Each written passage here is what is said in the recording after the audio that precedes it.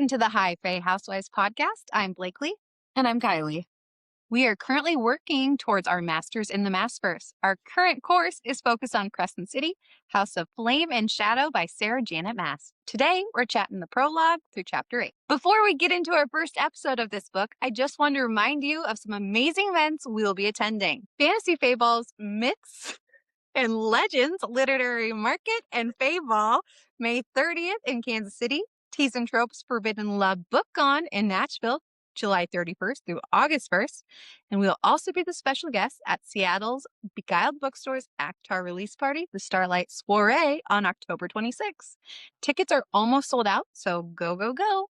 And there will be a few more announced very soon. All links in the bio. Warning, while we may be your silly gal pals, we don't recommend listening to this podcast around little ears or ears that may be offended because we say bad words and shitty things. Now relax those shoulders, unclench those jaws, clench that clam, and let's get into it. The prologue. Lidia was having to play the Asteri's faithful pet when she really wanted to kill the celestial fox. We are now 2 days past where we left off the end of HOFAS. Why did I say that? The two Fae kings, Morven, king of Avallen, and King Einar, aka the Autumn King, who Kylie affectionately calls the Autumn King, have been summoned to speak to Asteri about their rebel sons, the now alleged deader than a doornail, Cormac, and Rune, who's currently in the dungeons. Both kings are like, well, they've always been wild, and we tried abusing it out of them. Morven isn't going to give him a proper burial and will have his name wiped from the family records. The Thotton even says it's props Bryce's fault, which, P.S., he wants to know where she is, and her and Rune have no right to even be considered children of his. The Asteri admit Bryce has vacated Midgard, but if you share that secret, you will be donezo. The kings are dismissed, and Rige is like, hey, Lid, go torture the bastards like a good girl. Smooches. Ridge. Mm-hmm. Not Rige. Ridge. Ridgeless. I love Ridge. Especially when he calls good girl. My favorite part of the book. Good girl. Smooches. So not that I actually thought it was the same thing, but to me, Lydia's torque collar necklace always made me think of Dorian's wordstone collar that controlled him. Now, I don't believe this Asteri was controlling Lidia with that, but even just her comment saying it was a collar with a leash to the Asteri made me think. So then I started looking up, like, okay, what the hell even is a torque? Because I didn't know. Is that a common thing? Do people know what that is? I didn't know. So I'm fine being an idiot. So it always symbolized a high status or ranking. Now, these necklaces date back to ancient Europe, Iron Age, and BC times. Vikings, Celtic, Illyrians. Yes, Illyrians. So let's start with the Celtic mythology. So in arts, gods were seen wearing them. Specifically, you guys ready for this? Specifically, Cernunnos. Now, this god was pictured being an aged figure with antlers with torques around his horn, which all the art of this god was heavy on deer, which, yes, we know Lidia is in fact a deer shifter. Now, Cernunnos has been said to be a god of fertility, but is often talked about his duality and representing balance. So with the other side, people believe it to be a god of the underworld that helps guide souls, which we have done a lot of research on this podcast about Chthonic gods due to Chthona and Hecate, the goddess of witchcraft, who just happens to be the three-faced goddess. But where Cernunnos is concerned, modern Wiccan religions do still worship him. It made me think just about how Kai and I both talked about Lydia's relationship with the witches. And now, obviously, her mother was a witch. She had golden eyes, which we know the witches in Tog have golden eyes. She's a warrior. And then we have the other side of Lidia that is heavy on the deer. And we know the ring she wears sounds an awful lot like Rowan's ring. Her son's name is Brannon. She's a true representation of the Cernunnos with the duality. And yes, I got all this by looking up what the fuck a torque is. ADHD at its finest. Like, you take one word and you cannot stop hyper-focusing on it. And look what it's done. See? We get this line about Avallen. Legend claims that even the Asteri could not pierce the mist that shrouded Avallen. Reminder, Avallen is likely derived from Avallen. This name has a significant historical and mythological significance as it appears in various ancient texts and legends. In Arthurian legend, Avallen is a mystical island associated with King Arthur and his final resting place. It is said to be a place of healing, magic, and eternal youth. In history, the name Avalon has been referenced in various texts, including Geoffrey of Monmouth's 12th century work, History of the Kings of Britain. This text connects Avalon with the legendary figure of Morgan Le Fay, who is said to be a powerful witch residing in the mystical island. This makes it extra interesting that Morven said there will be no ship to sail his body in the Summerlands. We know, thanks to House of Sky and Breath, that just like the Bone Quarter in Lunathion and the catacombs in the Eternal City, the Summerlands are where the Reapers dwell. Because I believe Cormac performed the yielding without realizing his flame is not the same as Mala's or the witches, the name Summerland is extra interesting. In some modern traditions, it's believed that the dead cross over into a place called the Summerland. This is a predominantly Wiccan and Neo-Wiccan concept and is not typically found in non-Wiccan pagan traditions. While there may be a similar concept of the afterlife in those traditions, the word Summerland seems to be generally Wiccan in its use. This realm is neither in heaven nor the underworld. It simply is a non-physical reality much less dense than ours. Some Wiccan traditions describe it as a land of eternal summer with grassy fields and sweet flowing rivers, perhaps the earth before the advent of humans. Others see it vaguely as a realm without forms, where energy swirls coexist with greatest energies, the goddess and god in their celestial identities. It's just a place where we go where there is no more pain or suffering. We wait there until it is time for our souls to return in another physical body, and then we can move on to our next lifetime. Some souls may be finished incarnating, and they stay in the Summerland to guide newly arriving souls through the transition. And this really does feed into my theory about the yielding, and essentially intentions matter. Okay, I just read the end of Kingdom of Ash, and there's this part where Aelin is like about to banish them into a different area, but their world showed a very grassy area, and it's making me think of Summerland. Like, what if that's where they originally were from? Like that part. Who's to say? Who's to, who's to say, you know? When Lydia is talking about the two guards, she says there's no individuality, no life in them. The elite highborn angels had been bred for obedience and service. I just want to remind those of the fact that in the last book, Rigulus tells us that Illyrians were originally bred by the Daglan to be their warriors. And it truly makes you think, why are they still in the Night Court? What is the relationship of the Daglan, the Asteri's brethren, and the Night Court? I have questions. We might get answers. We truly We might. I actually think we might. When the Asteri were talking, Polaris says, "A mistake we shall soon rectify," and Rigulus shot the lesser Asteri a warning look. Why is Polaris lesser than Rigulus? It's very much giving high Fae versus lesser Fae. Mm-hmm. More on this later in this episode. As Lydia's heading back down to the prison, she notices that on Mount Hermon, which is where Hunt and Shahar's failed rebellion took place, the Asteri had moved their hybrid mech suits, and she mused that the Asteri had been really busy lately creating these. When she gets downstairs, Pollux confirms they're keeping them alive for Operation Bryce Bait. The poor deers are in bad shape. Baxi Boy and Hunt's wings are no longer, and they are fucked up. And so is Room. Pollux ripped out his eyebrow and lip ring, and he seems extra angry and emo. Hunt is still talking shit, which is honestly respectable considering. He's back to being a slave boy. Lydia tries to mind speak to Ruin, but he's like, nay, I'm busy pouting. So Lydia's like, get the barbed wire instead, Pollux. Okay, thanks.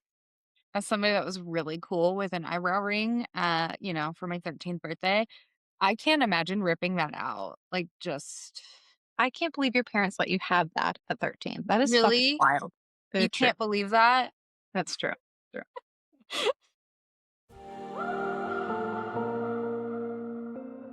Chapter 1, Part 1, The Drop. Bryce was locked up, and they won't let her out. No, they won't let her out. in an interrogation chamber far beneath a mountain that looked a lot like what hell would look like. The two Bat Boys and Amryn were there. Amryn started asking her questions about where she's from, how did she come here, and why the hell you come here, Loco. Why did I write that? Why am I like this? I hate myself. Also, why do you speak the old language? And why are you covered in blood that's not your own? So, Amryn's a question gal. Reese tells her that they won't harm her. She tries asking them where she is and why don't they speak the old language anymore. Amber wants to know how she got Gwydion, and Bryce is like, oh, the Star Sword? It's a family heirloom my family's had for 15,000 years in our world. Reese wanted answers, though, and wanted to know how the hell she ended up here. Bryce decided to spin a web of bullshit instead of the truth. She tells them that there's prophecy in her world about a sword and a missing knife. When they're reunited, so will the Fae of Midgard. But they didn't believe her. Bryce admits that her brother and mate were captured by a group of intergalactic parasites, and she just wants to go back to help them. So Amryn said that you come from another world, Midgard. And I want to talk about Midgard and Ragnarok for a moment. Bear with me. Midgard in Norse mythology, aka Middle Earth, the abode of mankind, was said to be made from the body of the first created being, the giant Ymir. According to legends, the god killed Ymir, rolled his body into the central void of the universe, and began fashioning the Midgard. His name is also Oglamir, but Ymir's easier for me to say. It's fair. Ymir's flesh became the land, his blood, the oceans, his bones, the mountains, his teeth, the cliffs, his hair, the trees, and his brains, blown over the earth, became the clouds. That's just how it was written. Ymir's skull was held up by four dwarfs, Nordri, Sidri, Ostri, and Vestri, the 4 points of the compass, and became the dome of the heavens. The sun, moon, and stars were made of scattered sparks that were caught in the skull. Midgard is joined with Asgard, the abode of the deities, by Bifrost, the rainbow bridge, and Aesir in Scandinavian mythology are the two main groups of deities. Stay with me. Which brings me to Ragnarok. In Scandinavian mythology, it's the end of the world of gods and men. Ragnarok is a series of events and catastrophes that will ultimately culminate in a final battle between gods and demons and giants, ending the death of the gods. The world is then reborn. And did you know that if you change the spelling of Ragnarok to add an extra K and an R at the end, it means Twilight of the Gods? I think the use of Midgard alludes to the Battle of the Valg versus gods that all three of SJM stories lead up to. While she mentioned on her Call Her Daddy interview that Twilight of the Gods was just a Pinterest board, I think its definition is still relative.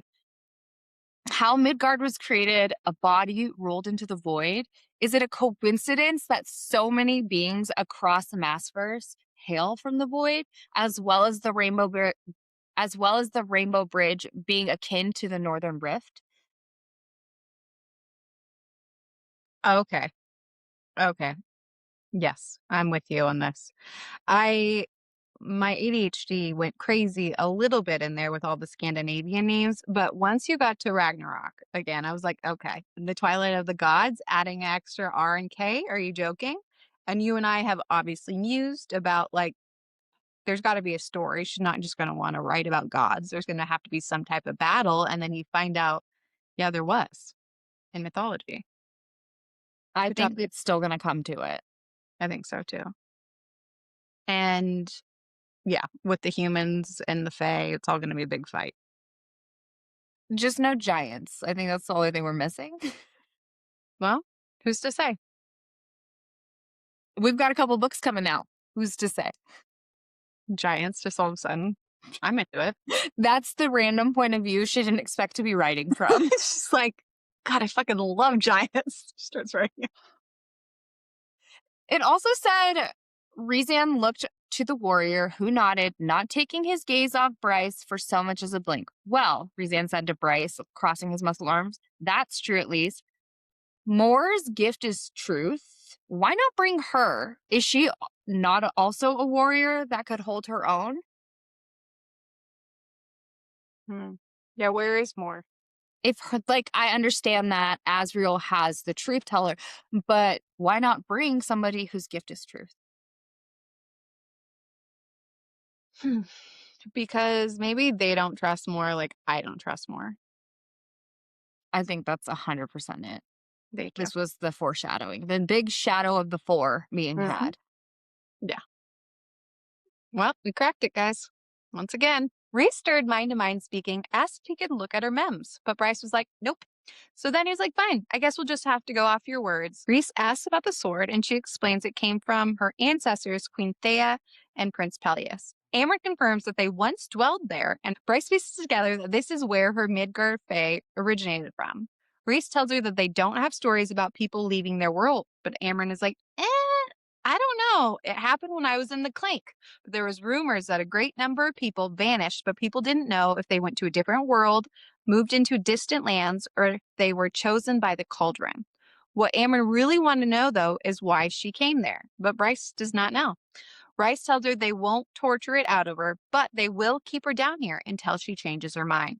She tells him that she doesn't think anyone will come here, but they have been looking for this world for 15,000 years. She gives them the Cliff's Notes version of the Asteri and what she knows of them being in her world and who they are and what the parasites do. She tells them that there have only been 3 planets that have been able to kick them out: Hell, Ephraxia, and a world occupied by the Fae, the original Starborn Fae. Aaron asks if she believes their world to be that 3rd world. Rhysand was like, our history doesn't have anything like that. But Aaron pulls a, but actually, and tells him, well, they went by the name Daglan. Reese pushes a bit, asking if she believes Asteri really want to come back here for revenge. She tells them that she will show them. Just a little tidbit. Daglan comes from the word Diaglan, which means dark stranger. Interesting that they would choose the opposite with Asteri going for light and stars. It is weird, especially because they call each other brethren, but Weird choices. They were like, well, this didn't work. Let's try it this way. It said, attacks on your magic taken by ancient beings for their own nourishment and power. Asriel's gaze shifted to her, Rhysand presumably still translating mind to mind, but Amren murmured to herself as if the words triggered something, a tithe. Once again, Tamlin took another page out of the Asteri's book. Tamlin is suspicious as fuck. Not hell, as fuck. no, as fuck.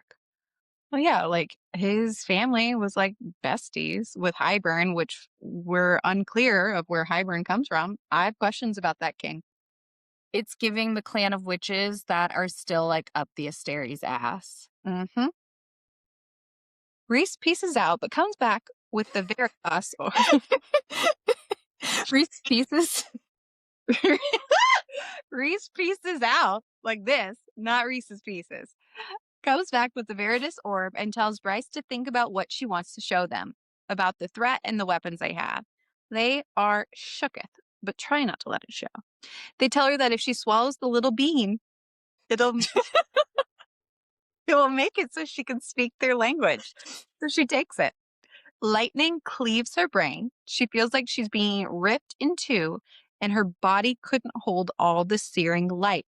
Blackness slammed into her. That's what she said. Sorry, I apologize for that one, but my bad. She realized she was on the floor. Az went closer to her, but Aaron told him to get the dagger away. Jesus Christ. It's happening again. Dagger away from her because it sings to her. Bryce real fans. I get it now. I get it. When she stood up, she could feel the tattoo on her back stinging. Amren tells Reese the glowing letters inked on her back. They're the same as those in the Book of Breathings. Az tells her to explain or he will 86 her. 86 her real good. I really went for it and I apologize. So did Asriel with his dagger. Sure did. So the Veritas orb. So Veritas means truth, and we know it was in Mor's family for like ever. And then her family has a witch mirror of sorts. Mor's power is allegedly truth. Her family was the HBIC of the Night Court until Reese's took over 5,000 years ago. Why? What happened? Answer. Okay, it was the Daglan and the witches. They made Reese. Where Mor's family comes from? Yeah. Yeah. They made Reese and Mor in different ways, but similar. Well, Reese is a cousin in the loosest sense. So if Moore's a witch and Reese has that dog in him, it makes sense that they would be cousins. I'm not signing off on this to be clear, but who's to say? We've kind of made this argument before. It makes sense the more we look into it. So let's talk about the fact that Bryce is in a world, Prythian, that seems centuries behind her, and they're speaking about the Book of Breathings. But we know that in House of Earth and Blood on the shelf was, in fact, the Book of Breathings at Justice. So, how is this possible?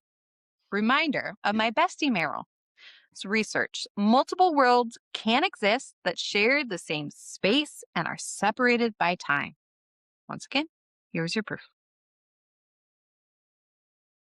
If it's not in the language of the Fae, not in word marks, because we'd be able to identify those, not in current Prythian or Midgardian language, is it the language of the Valg? The letters are the same of the Book of Breathings, which let's revisit the first time Amren saw it. What language is that? Moore asked. I thought Amren's hands might have been shaking, but she shoved them into her pockets. It's no language of this world. Only Reese was unfazed by the shock on her face, as if he suspected what the language might be, why he had picked her to be part of this hunt. What is it then? Asriel asked. She stared and stared at the book, as if it were a ghost, as if it were a miracle, and said, "It is the Leshon Hakadosh, the holy tongue." Those quicksilver eyes shifted to Rezan, and I realized she understood too why she'd gone. Rezan said, I heard a legend that it was written in a tongue of mighty beings who feared the cauldron's power and made the book to combat it. Mighty beings who were here and then vanished. You are the only one who can uncode it. If the cauldron, word, all that are one, the ones who fear the cauldron's power would be Asteri, Daglan, Valg, right? Yeah, I think it would be essentially those that came from the void, like their language, for sure. They're like baby voids. Which I just say the language of the Valg because I just meant like, yeah, it would be food for thought. food for thought. Chapter 2. Therian was fully immersed in his emo era. Hawthorne Heights, Ohio was for lovers on constant repeat on his iPod Touch, playing Candy Crush or writing poetry to fill the void for being Captain Whatever. He couldn't even look at himself in the bathroom mirror when in walks Dragon Gal, Ariadne, who immediately tells Therian he looks like shit. She tells him get his shit together by cleaning his wound for him. He calls her out for abandoning his friends when she points out that he did the same, and then they change the subjects to Fight Club and their fighting lore. Him, the military, her, survival. He told her that him and the crew didn't think the worst of her since he thought they were having a moment. Turns out that they weren't, so she left for her fight. He went to watch the fights when some mares called him a traitor and dumped beers on him. He gets ready to fight them, but his cool-ass boss calls her to him. She tells him that he sucks and was too quick to blow his load. She offers him up some Vipe juice as a little pick-me-up since she's so kind. She marked her territory and said, do better, fish boy. Now I'm never going to think of pimp juice. I got the Vipe juice. Ooh! I don't know why we weren't calling it Vipe juice before. Yeah, that was stupid. But nothing to see here, folks. Just Therian wanting to be where the people are. He wanted to see them dancing. And he decided to chain himself to the Vipe Queen and make the blood oath to her. Like, men and these decisions. Poor decisions. It's their favorite pastime. Thought you were going to say bread and butter. It's butter card. When Therian drank her Vipe juice, the immediate effect is very weird. It was beautiful. It was horrific. And it punched through him, her Vipe juice. Mm-hmm. Stars flickered in the air. Time slowed to a syrupy, languid scroll. Exhaustion and pain faded to nothing. Like, what a unique drug effect. Those stars in the air. She has to come from the void. She has Absolutely. She's not just like a regular shifter. She's a cool shifter. Mm-hmm. She really is. Like the stars flickering, She's Void. She is Mrs. Void. Mm-hmm. Fuck you, Chaos. You're not his bride anymore. It's the Vibe Queen. Can you blame him? You know, she's such a hottie. And she's so cool. He loves tracksuits and big hoops. And now she's got big jugs. I'm pretty sure it describes her as curvy, so. Yeah, big jugs, big hoops, big cigs. She does it all. I hate myself for saying big jugs. Do you notice the spider references immediately in this chapter now that he's tied to her? Therian peered at the ghastly wound even as his skin knitted close, the sensation like spiders crawling over the area. Therian had done what the Viper Queen had asked regarding Ari. He'd woven a web of lies to his ox contacts. It's only interesting because, like, she's basically Spidey Queen, aka Karen Cooey. The way that I never read that correctly while reading with my eyeballs is funny. But no, I actually didn't notice that at first. And I was like, SJM's very intentional with their words. And I think she's making a connection with these Void people. I think there's a further connection because the Vibe Queen's lips were painted their usual dark purple. And is this a nod to Maeve's deep purple gown when she kidnaps Aelin in Kingdom of Ash? It's just a little nod, okay?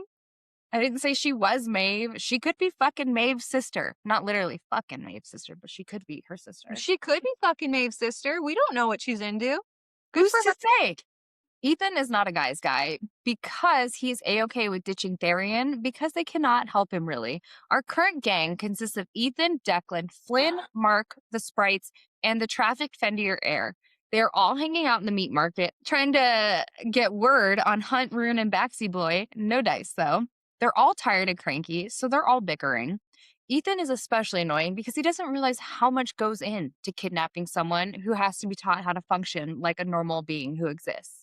The Fendir heir is also a questions gal, but not like a fun questions gal, rather aggressive, really. She's ready to fight the satyr because the astronomer associates with him, and she knows he's in the meat market, but she's reminded that that's a bad idea, so the gang talks more about how to save their friends and what options they have, which is really none, except maybe a city ship. They just know that they have to save them, and that hopefully Bryce is out there in space doing what she can to save them. The Fendir heir asks if you ever get used to being a human, and Ethan tells her that she's doing a great job in her skin bag with those bones inside. They plan to talk to Therian when Mark told them all to be quiet. It helped them all smell the scent of converging wolves.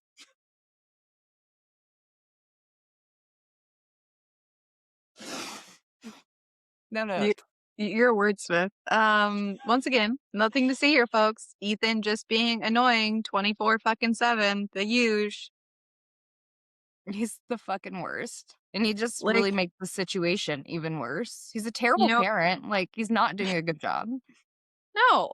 And he was like so hard on Bryce for like abandoning him after everyone died. But like, he's just abandoning Therian right away. It's like, shut up. You're annoying. Yeah, he's like so ready to wash his hands of Fish Boy. Like, nay. He's like, can't do it. I feel like every time Ethan comes on the page, that's what she said. I picture the Robert Downey Jr. like meme of the rolling of the eyes. You know what I'm talking about? Yes, I agree. Yeah, I just can't handle him. It's the emo boy gang. I'm not for it. No. Chapter 3.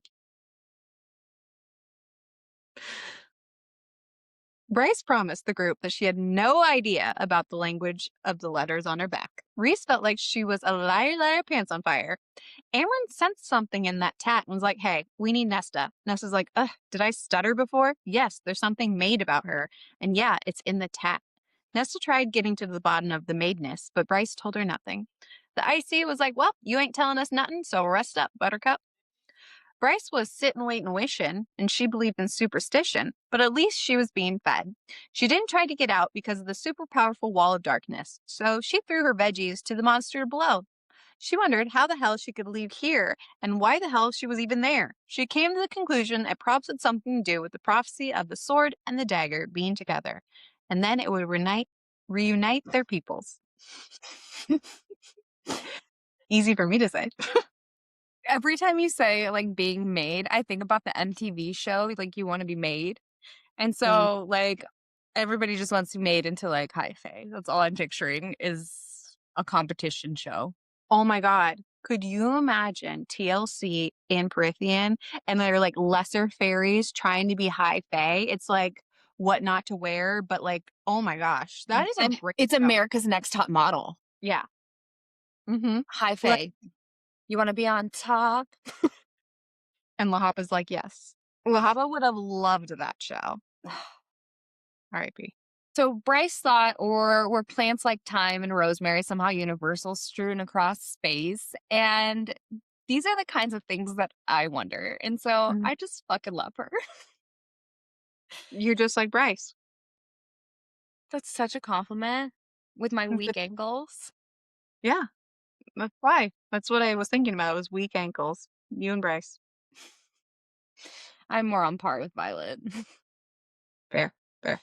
The Fae frat bros were pissed that Ethan brought Siggy, but Siggy yelled at them and was like, I told him to. They tried to come up with a plan, and once they exited out the door, guess who was there waiting for them? The bitch. And I guess Siggy looked just like her papa. Siggy is just so not threatening at all. And it's like Siggy versus the bitch. Well, my son's name is Sig, and we call him Siggy, so this is interesting for me. Chapter 4. Hunt was not doing well in the dungeons. Beaten, starved, sawed off wings, and a tattoo from a budding new tattoo artist, Rigulus himself. All the boys were being tortured and keeping all sorts of secrets. Honestly, morale seems to be low for everyone in the book currently, and everyone is letting the bad days probably plural, get to them. Rune tells a terrible joke, but they all laugh, and that makes Pollux yell at them. The hawk, there's no L in that. The hawk also did not approve of any joy for them, so he was ready to do some damage on the boys and started with emotional damage to Rune, telling him that he was disowned and Cormac was dead. Hunt started to hallucinate and saw some darker, older shadows that were definitely not Rune's watching them and beckoning him. Hunt knew that finger. It was death. All I could think of is I made this joke before. If one finger can make you come, imagine what more can do. I don't know why I'm doing the motion. I'm so sorry. It's an educational podcast. We're just teaching. We need to talk about how Hunt described the halo. The halo inked anew upon his brow by Rigulus himself. Its oppressive power somehow heavier and oilier than the first. What else was oily? Everything creature created from the Valg in Throne of Glass has oily blood, obsidian oily blood. Aelin also described knowing an oily, hideous aftertaste as wordstone when trying to latch onto something to burn the overseer from the inside out in Empire of Storms. When Irene was healing Kale, she described it as an oily, unworldly wrongness of it. And then she wondered when she would forget the dark, oily feeling of Erewhon after taking him out. Dorian described Erewhon's power as so similar to the oily power of the Valg prince that borrowed him for a bit. What if Rigulus is actually a Valg king, and that's why he calls the other Asteri lesser? Like their princes and princesses. Interesting. New identity, they were like, fuck the Daglan, fuck the name Orcus. I'm going with a younger hot bod. Didn't realize how young he was going, though. Interesting. Into it. I don't know if it's actually Orcus, but that was the first name that came up, not Mantix. Because once again, there are 2 Valg kings still out there. Yeah. I went hard on Orcus last time. Did you? I sure did. Lidia kept trying to contact Rune. The last thing he remembered was his intestines on the ground thanks to the hawk. He thought the Thottim King was abusive? No. That man clearly saw into the future and did what he could to prepare him for this moment. Likely had a moment with an oracle who said, be awful to him. The future of the Fae depends on it. He's very lost in his thoughts, thinking about his hot dad, and he shouldn't be shocked that he and Cormac were disowned. Lydia finally got a hold of Rune and showed her real face. She was trying to apologize and asked what was done to him, but he was having none of it and told her fuck her excuses and was done with that combo. Was this difficult for you to read of the Thottim King's abuse? Okay, so it says Rune had always held some scrap of hope that his father saw the Asteri for what they truly were, and that if it ever came down to it, his father would make the right choice. That the Ori and his study, the years spent looking for patterns in light and space, that it had meant something larger, that it wasn't simply the idle studying of a bored royal who needed to feel more important in the grand scheme of things than he actually was. Like I said above, what if the Thottim King's oracle visit was like, be awful to your son, make his skin thicker than a Snickers, and it will help him mentally one day? I'm not against that, by the way. And I don't even have like this fake love affair in my brain with the Thottim King like you do. Um, I think he was trying to prepare him. That's his But redemption arc. That's my canon. that's really what you're going with. But I kept thinking, like, why did he do this to Rune? And I've heard some people on the interwebs are like, well, maybe that's not his real dad, but like, I don't believe that. But it got me thinking about bloodlines. And because the shadows come from his mom's side, as well as being starborn there, but also he gets it from the Thottim, and that's where Bryce gets it too. The thing is, their light takes different forms. Now, fake Adis says that Rune and Bryce both have that craven bloodlust in their corrupted line, Peleus, which is most likely from the Thottim King. But, like I mentioned, their starborn light is different. Rune comes from that side, but Bryce has light similar to Thea's. So that got me thinking a little bit. Does she have starborn coming from Ember's side? Now, you and I have both mused about that we think there's something more to Ember, like there's more than meets the eye, but we weren't sure what it was. So then I started looking at our notes and past episodes. We know that Ember is related to fire, the name meaning, and then we have her last name, Quinlan. So what does Quinn mean? Phi. Stick with me. Who was Thea in love with and said was her true mate? Adis. Who has always taken a special interest in Bryce? Adis. What level of hell is he in charge of? Fifth, Quinn. Apollyon even makes the comment that he won't go into Bryce's mind because it would piss off his brother. Later on, Apollyon says that their power, as in Bryce and Hunt's, is more alike than he realizes, which we know that Hunt was essentially bred from Apollyon, Thanatos, and the angel scientist, and is a demon test tube baby. Now let's get back to Ember. When she was fleeing from the Thottim King, she says that she knew she could go to the temple because she was a pregnant vessel of Chthona. Not because of Bryce's fate, royalty heritage, but no, Chthona. Now we've talked a lot about Chthona and what a Chthonic god is here on the podcast and how they're related to the underworld. Who else is in the underworld? Prince of Hell, aka Adis? I think Adis and Thea may have had a secret love baby. And we can even throw it back to ACOTAR when the bone carver is talking about what we all assume is Thea. Could have been his salvation. People forgot her name, which we know. They tried wiping it out, but he hasn't forgotten. But her line is still going on in a human bloodline. What if instead of the Archeron sisters, which most people believe, it's actually freaking Ember, a la Bryce? I will take no further questions and I rest my case. I mean, if Ember has like any power, it's very apparent that she could hide it because Bryce did her entire life. Mm-hmm. On board. And maybe it just, sometimes it doesn't show up. Like it skips generations. What if it just skipped Embers, but it's in Bryce? I mean, it can skip several generations too. It doesn't have to be. So she could have been like, Grandmama was not magical either. Grandmama. I don't know. But like, wouldn't that be fun? If it is weird. Why does Adis have such a special interest in Bryce?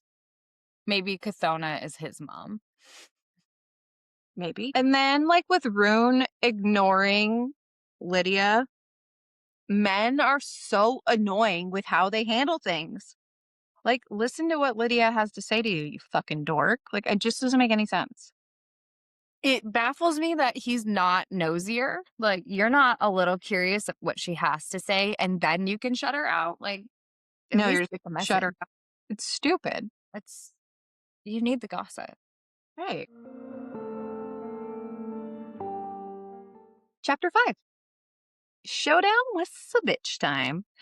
She tells him that she knew her brother lied about how many pups he had, but she promises to make it quick. They all tell her to stand down, but she's having none of it. Siggy was big mad though, because she went into the tank to save her sister and Savitch killed her. Deck and Flynn shot Sabine as she leapt towards Sigrid.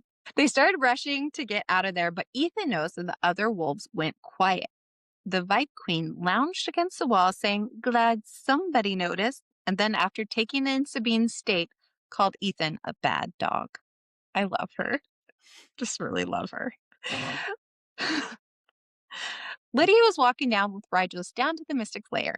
She had a need for Arithis. Rigelus told her that his hind had a request for her. Lydia wants to bring her down to talk to 3 of her prisoners who will find her particular fire motivating. She agrees to help her, and Reg says she has a week with her. There's a line, the cold fire within her soul. I just wanted to highlight this line because the only other time we hear this in the series is when, in the Maasverse, is when Rowan is praying to Mala. He asks Aelin to make it out alive, and he says, only tonight with the cold fire of the stars. Now, in ACOTAR, there's one person that is described as having cold fire in her eyes, Nesta, and often. Bryce is often described as having cold fire in her eyes as well, but there's one other time in Crescent City when someone else was described this way, the astronomer. He glared at her with cold fire in his pale gray eyes. Very interesting. Sarah would use the same description, and I can't wait to talk about the astronomer later on. But if the stars are considered to be cold fire, then what do you think Bryce, Nesta, and the astronomer have in common? We know Bryce is starborn. Nesta has the starborn tattoo. And then astronomer, who's actually an ancient sorcerer, which, yes, the word ancient does make me want to spiral. Thank you very much. He's Nesta's actual dad. Well, Nesta has pale blue eyes and he has pale gray. They're sometimes described as gray as well, gray-blue. Mhm. Because I went on a dive to see who has gray eyes in the Maasverse. Amarin only has silver, but gray is not a common color.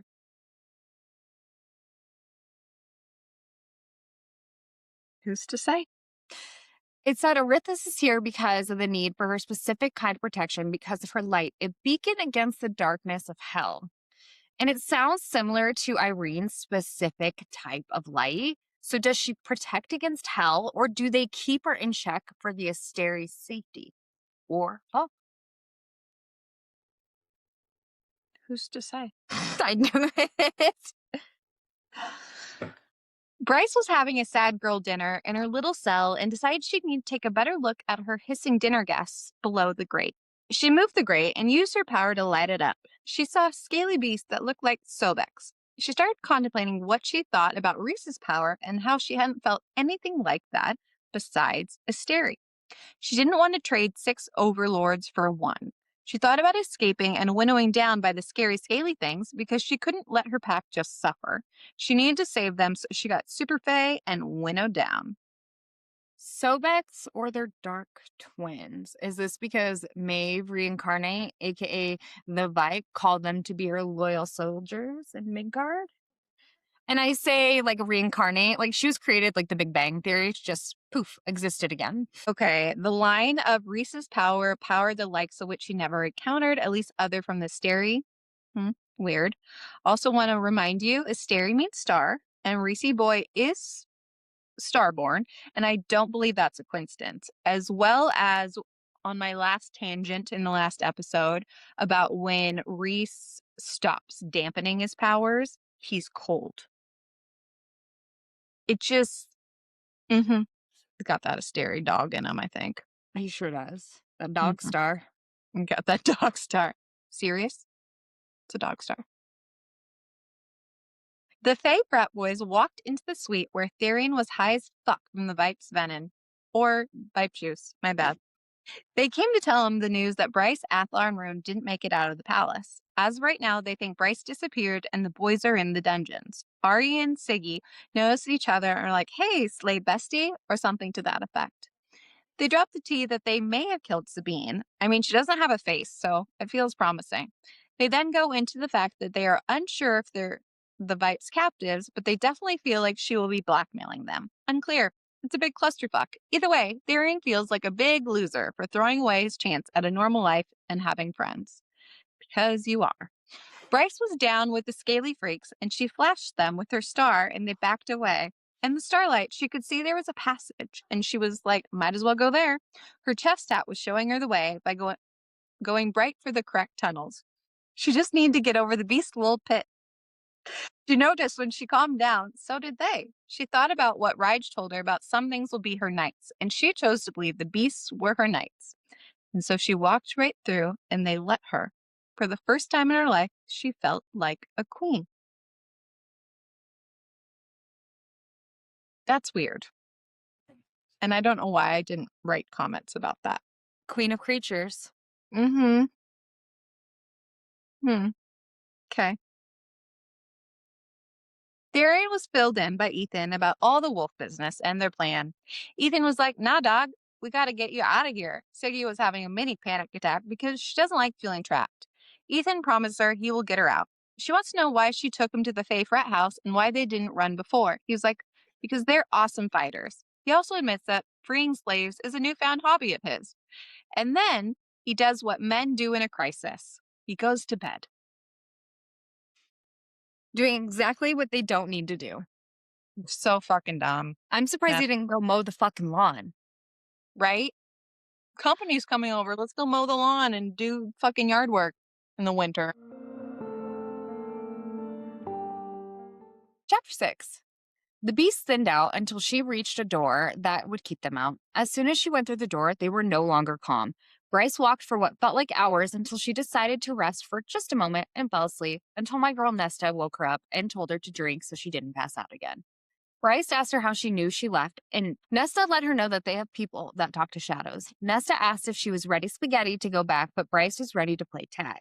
She flashed her starlight at Nesta. She flashed her starlight at Nesta and took off only to have shadows take her down. So she flashed her starlight again and ring. Bryce ate shit because the earth rumbled, but was unable to get up because Nesta had her blade at her throat. There was a cave-in, and now they are forced on an adventure together, and Bryce's star is leading the way. What do you think that their adventure name should be? Besta? Because they're about to be the best of friends. I really wish that you would not have popped into that document when I was writing the joke, so you could have been surprised. Well, yeah, we know I don't read your writing, so just the fact that I actually went in there. You spoiled a great joke. I apologize. You ruined the good surprise. But it is like, they're under a mountain right now, kind of. Yeah, they are under a mountain. Are they like Sam and Frodo? It's Lord of the Rings light.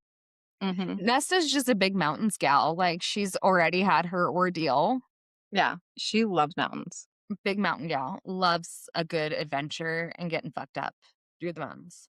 If Nesta went to Disneyland, what would her favorite ride be? Is it the Matterhorn? She just loves it rough. She loves it rough. She loves the mountain. Matterhorn for sure. She wants her back fucked up. And I feel like back blown. She'd be kind of into the Yeti, you know? And who doesn't love a good strong beast? I bet you that there is some fan fiction about that Yeti. Oh, there has to be. Chapter 7. Lidia and the Queen of the Fire Sprites were going on a little field trip, but not to the dungeons like she told Asteri. Nay. Lydia's like, girl, you've been stuck in your bubble a long time. We need to foreplay your magic. So she took her into a room with an imperial hag chained up. Kinky. The hag's government name is Hildy. Apparently, Hildy was arrested for having a crystal comm device, which was not at all planted by Lidia. Hildy tells her how her mama was a weak-ass bitch. She used to fly with her during the fighting days, but she went to Flame and Shadow because her mom was a lame who wasn't into punishment. Oh, she also thinks her sister is a weak ass bitch, and her mom should have never given her away because she's a natural born killer. Hildy and little Fire Sprite Queen, because I don't like her name, get reacquainted. Hildy put the collar on her and the queen before her. They had tried to get Erithus to burn Hildy, but she's like, nope, I have honor, and refused to. So Lidia took her back and told her she wasn't taking her to see the prisoners because she clearly won't help her.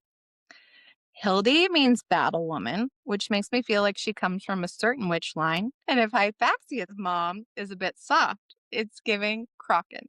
I was like, that's not right. Hildy is giving also yellow legs for sure. Yes. Big yellow legs. What if she actually is yellow legs somehow? She reincarnated. Recycled witches, it's your favorite thing. Nesta, or Vesta, were walking for a Vanessa Carlton amount of time, but Nesta put up her fists and told her to stop. Her spidey senses were telling her that walking over the narrow little bridge and the chasm would be a great place to get ambushed. Nesta says that she isn't familiar with the area. Actually, no one is. Bryce asks her who's she pissed off to get babysitting duty, and she's like, nah, girl, I volunteered. Silvery flame flashed in Nesta's eyes. Fae, but not. Nesta really took quite a bit of power that did not belong to her when she was in that cauldron. Cold white light, tendrils flickered, silver flame. And who was that inhabiting Avallen? Ah, yes, Deanna. Deanna is just like waiting behind closed doors for Nesta to like give her an inch so she can take a mile. She really wants to get in her. Deanna's that gal. She is that gal. Actually, I do see Deanna being that gal.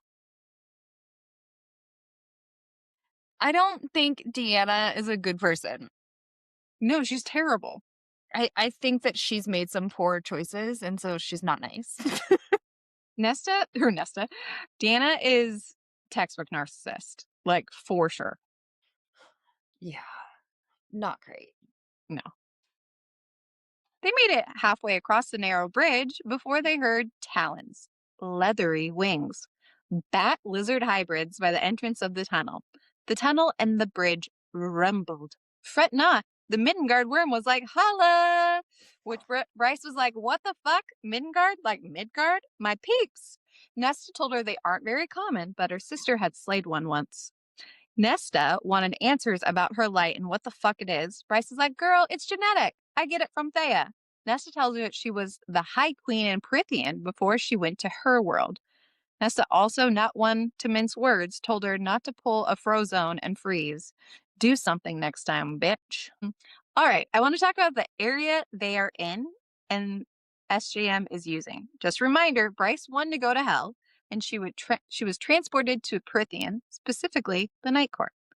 They are in this ancient tunnel place called this ancient tunnel under the hewn city that no one has been before. And the words used, under the bridge, it was called an endless chasm. Dark places tend to breed dark things. She talked about the creepy flying things like the Crystallos, bred and raised for eons in the darkness. We know Thanatos is talked about and referred to as a lord by Kyr in ACOTAR, and in mythology, rivers separate the levels of hell. The usage of the word chasm that they do here, and the creatures being described as hell-like demons, I could go off on this quite a bit, but I will wait to blow my hell load. She also uses the word void in this section, so what you trying to tell us, girl? And we don't know much about the planet at all. We know a lot about this little island. We know that there is more continents. Who's to say each continent isn't a level?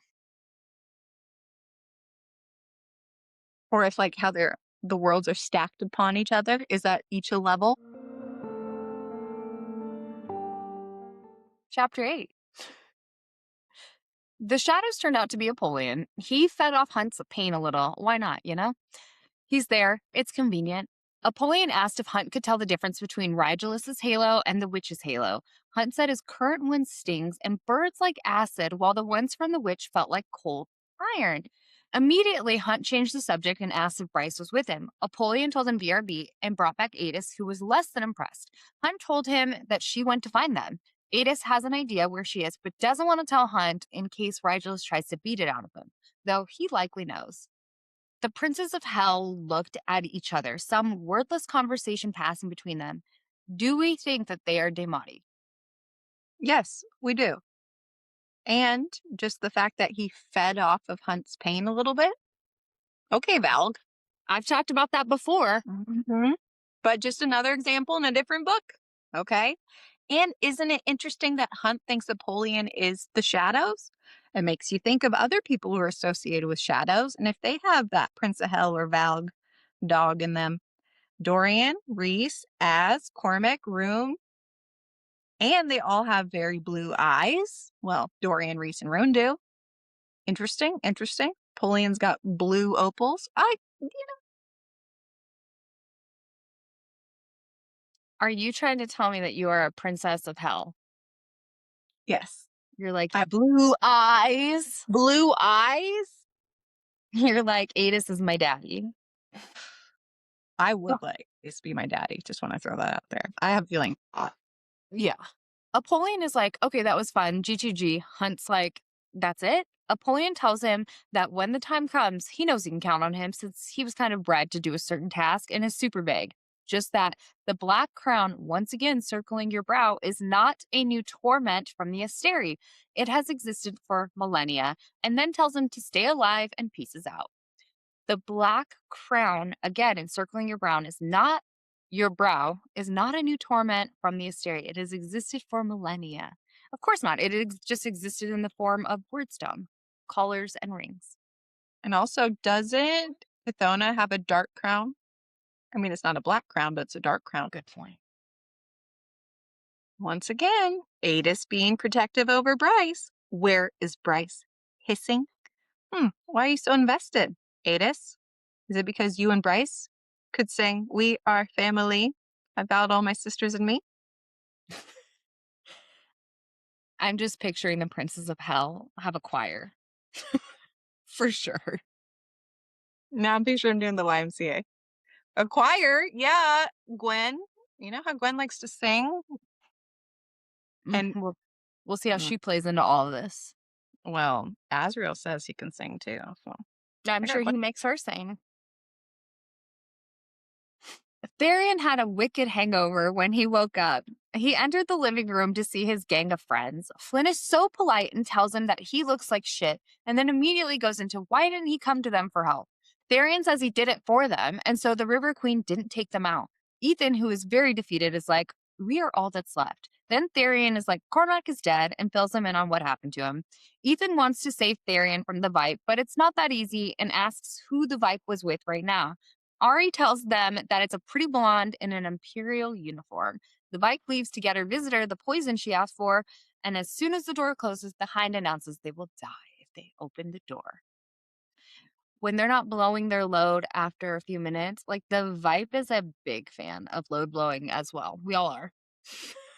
I mean, is Therian the Cassian of Crescent City being quick off the mark? Let's talk about this. I think he would blow his load pretty fast for the right person. And the Vipe is a hottie, so every time he sees her, load blown.